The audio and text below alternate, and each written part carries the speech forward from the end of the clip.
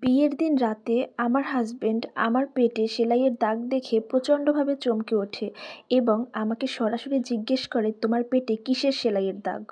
আমার স্বামীর মুখে এই কথা শুনে আমি নিজেও চমকে উঠি এবং প্রচুর ভয় পাই। ভয়ের চোটে আমি আমার স্বামীকে বলি, আমি এক গ্লাস পানি খেতে চাই। এরপর আমার স্বামী আমাকে এক গ্লাস পানি এনে দিল। আমি চুপচাপ শান্ত মেয়ের মতো পুরো গ্লাস পানি খেয়ে নিলাম।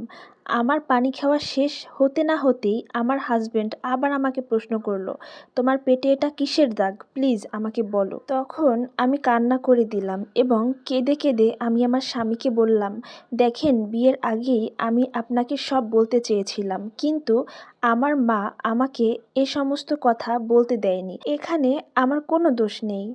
আমার মা কিছুতেই আমাকে বলতে দেয়নি।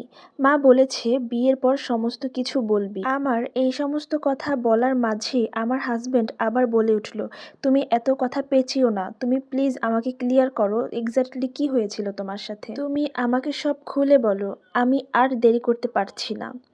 তখন আমি আমার স্বামীকে ভয়ে ভয়ে বলতে লাগলাম, বিয়ের 2 থেকে 3 বছর আগে আমি একটা ছেলের সাথে রিলেশন করেছিলাম। খুব বেশি ভালোবাসতাম তাকে।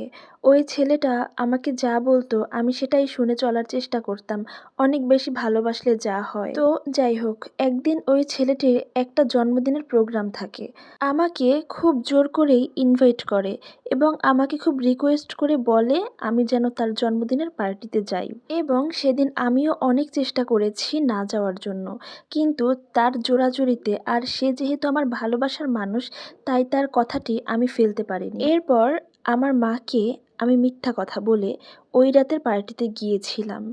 আমার মাকে বলেছিলাম আমার বান্ধবীর জন্মদিন এবং আমার সেখানে থাকতেই হবে। তো যাই হোক, সেদিন রাতে আমি আমার বাবা মাকে মিথ্যা কথা বলে আমার ভালোবাসার মানুষের কাছে গিয়েছিলাম জন্মদিনের কেক কাটার জন্য। সে আমাকে বারবার বলছিল, তুমি যদি না আসো তাহলে আমি জন্মদিনের কেকটা পর্যন্ত কাটবো না।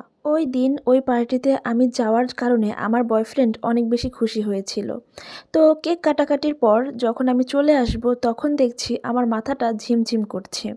আমি চোখে ঝাপসা দেখছিলাম। তখন আমি আমার বয়ফ্রেন্ডকে বলেছিলাম, আমি তো চোখে ঠিকমতো দেখছি না, তুমি আমাকে একটু আমার বাসায় রেখে আসার ব্যবস্থা করো। আমি আসলে তখনও বুঝতে পারছিলাম না যে আমার সাথে কি হয়েছে, এমন কেন লাগতেছে আমার। আমি আমার বয়ফ্রেন্ডের সাথে কথা বলতে বলতে অজ্ঞান হয়ে পড়ি। এরপরে আমার সাথে কি হয়েছে না হয়েছে আমার জাস্ট কিচ্ছু মনে নাই। পরের দিন সকালে আমি যখন ঘুম থেকে উঠি, ঘুম থেকে উঠে দেখি আমি আমার বাসায় রুমের মধ্যে।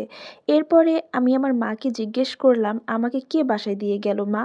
তখন আমার মা আমাকে জানালো, তোর এক বান্ধবী আসছিল আর তোর কয়েকটি বন্ধু এসে তোকে দিয়ে গেছে। এরপর আমি এটাই জানতাম যে আমি অজ্ঞান হয়ে পড়ে গেছিলাম, ওরা এসে আমাকে দিয়ে গেছে। তো এভাবেই আমার দিনগুলো যাচ্ছিল। এরপর থেকে আমি লক্ষ্য করতাম, আমি আমার বয়ফ্রেন্ডকে কল দিলে বা টেক্সট করলে ও ঠিকমতো রেসপন্স করতো না, আমাকে কেমন যেন একটা অ্যাভয়েড করতো। আমি ওকে জিজ্ঞেস করি যে কি ব্যাপার, তুমি আমার সাথে এমন করতেছো কেন? ও আমাকে সরাসরি বলে, তোকে এখন আর আমার ভালো লাগে না, যদি রিলেশনে থাকতে চাস তো এভাবেই থাকবি, আর না থাকলে ব্রেকআপ করে ফেল। ওর মুখে এইসব কথা শুনে আমার খুবই রাগ লাগে। ও কেন আমার সাথে এমন করে কথা বলবে? ওকে আমি কত ভালোবাসি, ওকে অনেক বোঝানোর চেষ্টা করি, কিন্তু ও আমার সাথে রিলেশনটা রাখলো না, ব্রেকআপ করে ফেললো।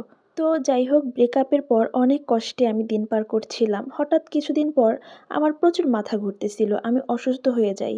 এরপর মা আমাকে ডাক্তারের কাছে নিয়ে যায় এবং ডাক্তার আমাকে জানালো আমি প্রেগনেন্ট। এটা শুনে তো আমি পুরাই অবাক, আমি কিভাবে প্রেগনেন্ট হলাম? আর প্রেগনেন্ট হওয়ার তো কোনো সম্ভাবনাই নাই, বা কিভাবে কি হলো? আমার মাথায় জাস্ট কিছুই আসতেছিল না। আমার পরিবারের কেউ আমার সাথে ঠিকমতো কথা বলে না, আমাকে গালাগালি করে, আমাকে সহ্য করতে পারে না।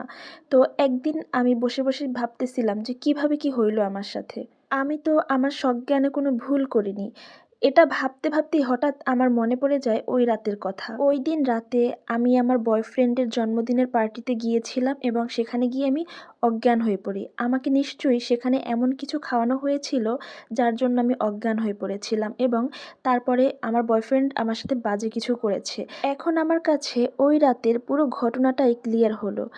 তো এরপরে আমার বাবা-মা আমাকে খুব সতর্কতার সাথে রাখতো এবং আমার পেটে যে বাচ্চাটা আসে ওইটা অ্যাবর্শন করে ফেলে দেবার কারণে আমার পেটে এই দাগটা হয়। আপনি বলেন আমার এখানে কি কোনো দোষ আছে? আমি আমার স্বামীকে এই কথাগুলো বলার পর আমার স্বামী আমার দিকে এক নজর শুধু তাকিয়েই ছিল। সে কোনো কিছুই বলছিল না। আর আমি আমার স্বামীকে বারবার বলছিলাম যে, "আমার কি কোনো দোষ আছে এখানে বলেন?" আর এই সমস্ত কথা আমি আপনাকে বিয়ের আগেই বলতে চেয়েছিলাম। কিন্তু আমার মা বারণ করেছে। বলেছে বিয়ের পর বলতে। বিয়ের আগে এর কোনো কথা যেন আমি কাউকে না বলি।